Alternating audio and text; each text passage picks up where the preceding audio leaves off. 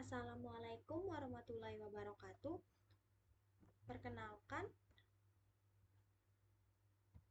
nama saya Kalisha Salsabila dengan NIM 41122010058. Di sini ada tujuan pembuatan video. Tujuan saya membuat video ini salah satunya untuk memenuhi tugas besar 2 saya dalam mata kuliah aspek hukum dalam pembangunan untuk menyampaikan materi, mengasah keterampilan presentasi dan komunikasi, dan meningkatkan pemahaman tentang materi yang dipaparkan. Lalu di sini ada dosen pengampu yaitu Ibu Lili Kholidah.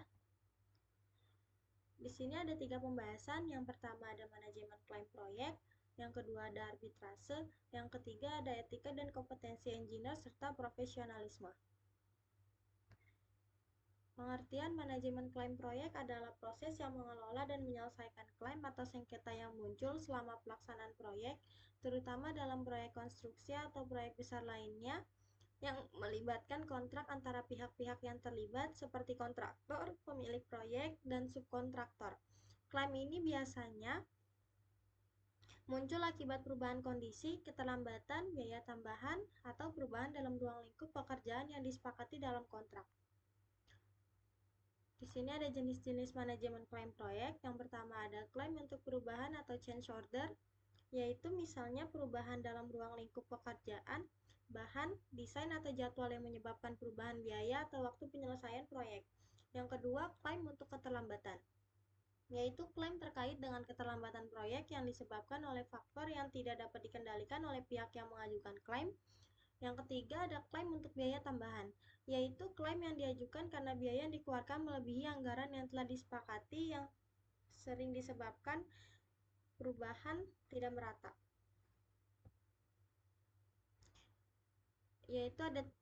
Selanjutnya ada tujuan manajemen klaim proyek. Yang pertama ada mengurangi konflik, yaitu mengelola klaim dengan baik membantu menghindari eskalasi perselisihan menjadi konflik besar. Yang kedua efisiensi proyek, yaitu penyelesaian klaim secara cepat dan tepat. Waktu dapat mencegah keterlambatan atau biaya tambahan. Yang ketiga memastikan kepatuhan, yaitu proses ini memastikan bahwa semua pihak mematuhi ketentuan kontrak. Yang terakhir meningkatkan hubungan kerja, yaitu manajemen klaim dan profesional dapat menjaga hubungan baik antara pihak-pihak yang terlibat.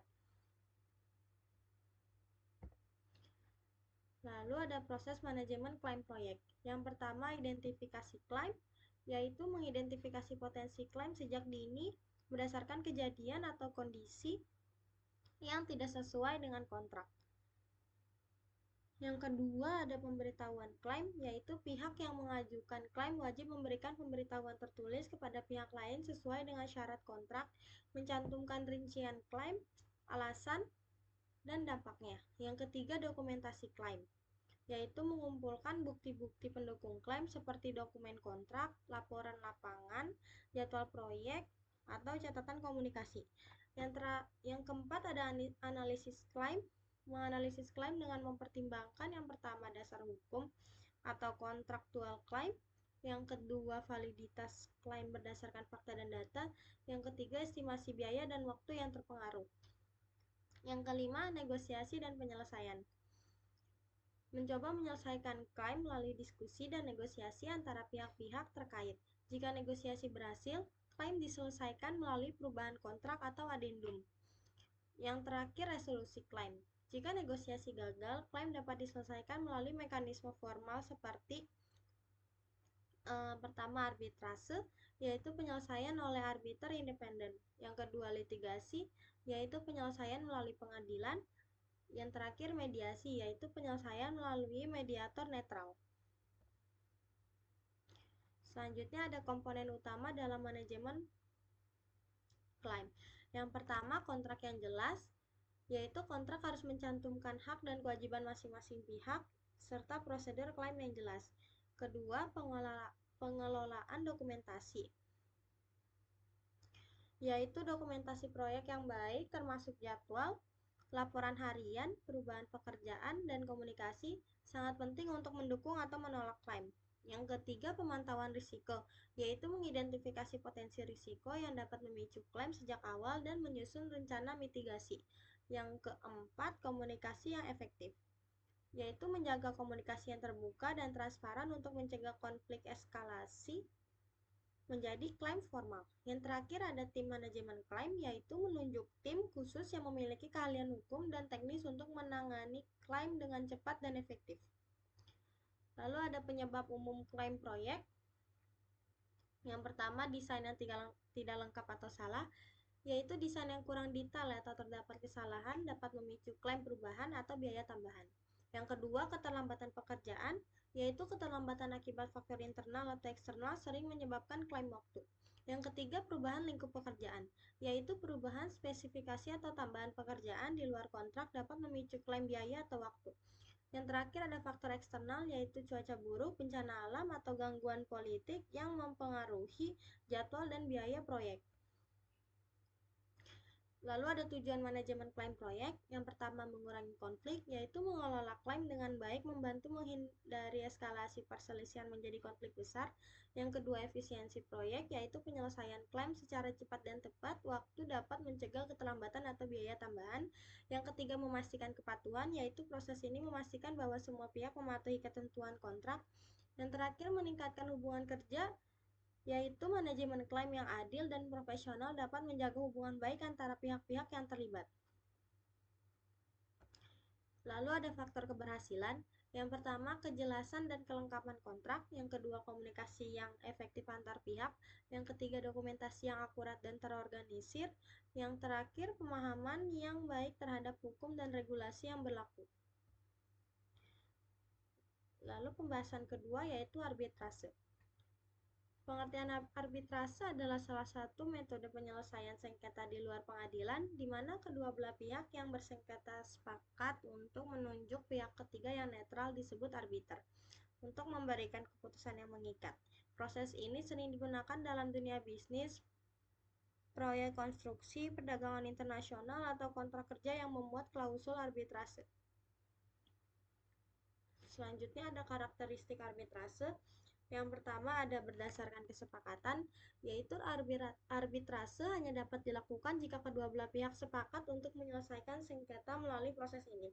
Biasanya kesepakatan ini dituangkan dalam perjanjian atau klausul dalam kontrak. Yang kedua, bersifat final dan mengikat, yaitu keputusan arbiter disebut award arbitrase, bersifat final dan mengikat seperti memiliki kekuatan hukum yang setara dengan keputusan pengadilan.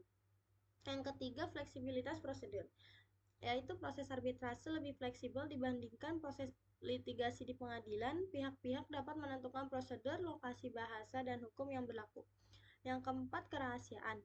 Arbitrase dilakukan secara tertutup sehingga detail sengketa tidak terungkap kepada publik.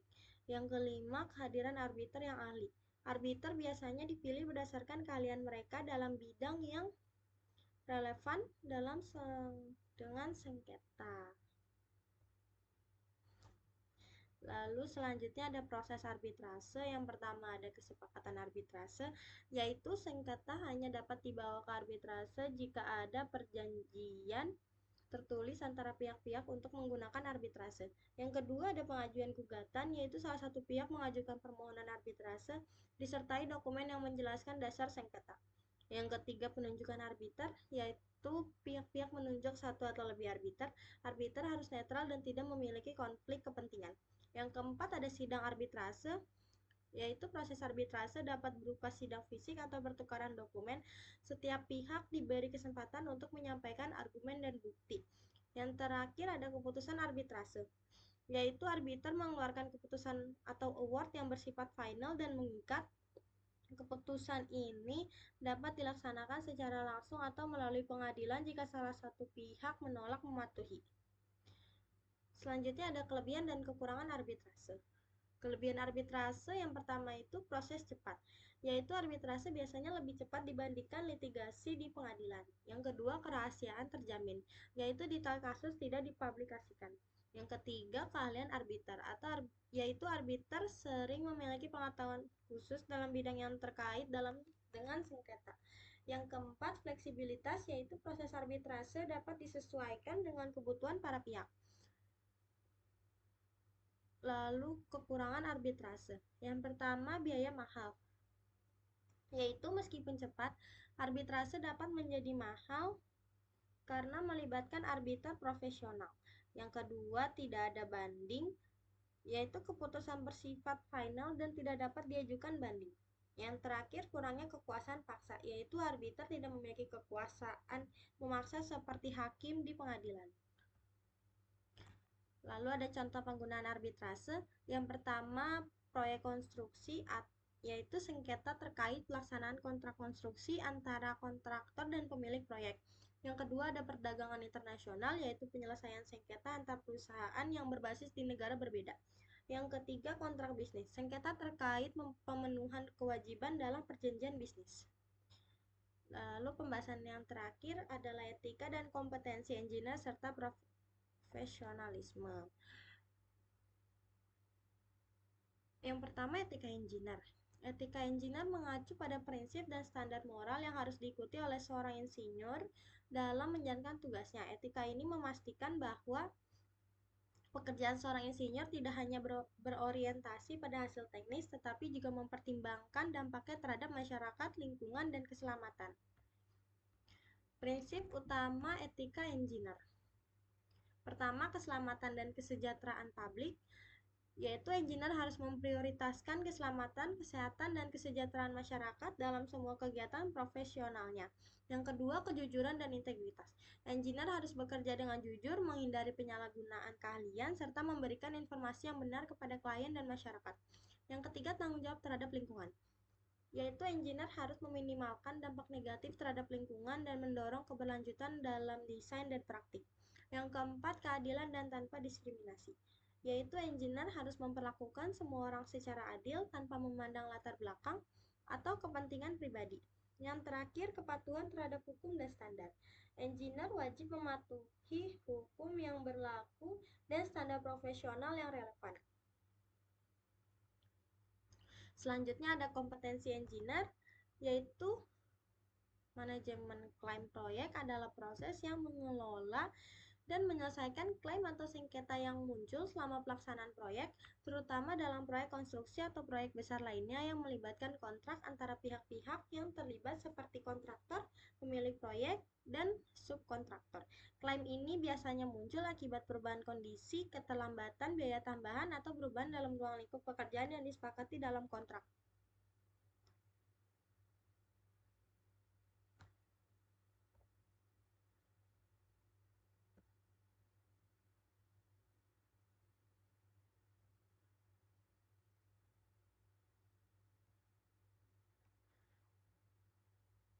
Lalu ada kompetensi engineer.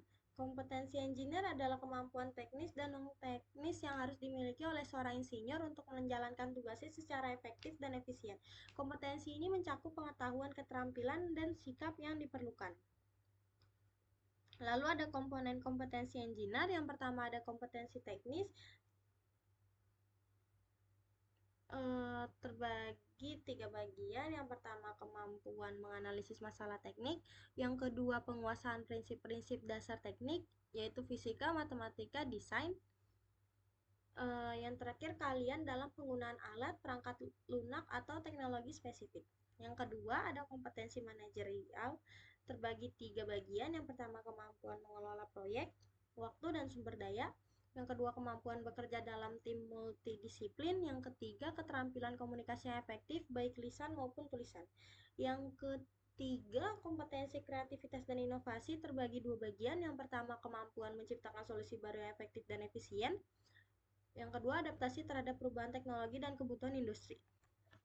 Yang keempat kompetensi sosial dan etika terbagi 2 bagian. Yang pertama kemampuan memahami dampak sosial dari pekerjaan teknik. Yang kedua kesadaran akan tanggung jawab terhadap masyarakat dan lingkungan. Yang kedua ada pengertian profesionalisme. Profesionalisme mengacu pada sikap, perilaku, dan standar kerja seorang engineer yang mencerminkan dedikasi terhadap profesinya. Profesionalisme melibatkan etika kerja yang tinggi, komitmen terhadap kualitas, dan penghormatan terhadap prinsip-prinsip etika dan kompetensi. Selanjutnya ada ciri-ciri profesionalisme engineer. Yang pertama ada komitmen terhadap kualitas, yaitu seorang engineer harus selalu berusaha untuk memberikan hasil kerja terbaik dengan fokus pada detail dan akurasi. Yang kedua ada konsistensi dan keandalan, yaitu menyelesaikan tugas tepat waktu dan sesuai standar yang disepakati. Yang ketiga ada kepatuhan terhadap kode etik, yaitu menghormati prinsip-prinsip etika profesi termasuk tanggung jawab kepada masyarakat, klien, dan kolega. Yang keempat, pembelajaran berkelanjutan, yaitu seorang engineer harus terus meningkatkan kemampuan melalui pelatihan, sertifikasi, atau pendidikan lanjutan. Yang kelima, sikap kolaboratif, yaitu bersedia bekerja sama dengan tim, mendengarkan masukan, dan menghormati perbedaan pendapat. Yang terakhir, tanggung jawab pribadi dan profesional. Siap menerima tanggung jawab atas hasil kerja dan berani mengakui kesalahan jika terjadi. Selanjutnya ada hubungan antara etika, kompetensi, dan profesionalisme. Ketiga aspek ini saling terkait dan membentuk dasar keberhasilan seorang engineer. Etika memberikan panduan moral dan tanggung jawab. Yang kedua, kompetensi memastikan kemampuan teknis dan manajerial untuk menyelesaikan pekerjaan. Yang ketiga, profesionalisme memastikan bahwa tugas dilakukan dengan sikap yang benar, menjaga reputasi pribadi dan profesi. Contoh aplikasi proyek konstruksi. Yang pertama itu ada etika, yaitu mengutamakan keselamatan pekerja dan pengguna tanpa mengurangi kualitas untuk menekan biaya. Yang kedua ada kompetensi, yaitu merancang struktur yang kokoh sesuai dengan standar teknik. Yang ketiga ada profesionalisme, yaitu menyampaikan laporan yang transparan dan bertanggung jawab atas hasil proyek. Lalu ada pengembangan produk. Yang pertama ada etika, yaitu menghindari desain yang membahayakan pengguna. Yang kedua ada kompetensi, yaitu menggunakan teknologi mutakhir untuk meningkatkan efisiensi. Yang terakhir ada profesionalisme, yaitu bekerja sama dengan tim lintas disiplin untuk mencapai tujuan. Closing statement, kamu lebih kuat dari apa yang kamu pikirkan dan lebih mampu dari apa yang kamu bayangkan. Sekian dari saya. Wassalamualaikum warahmatullahi wabarakatuh.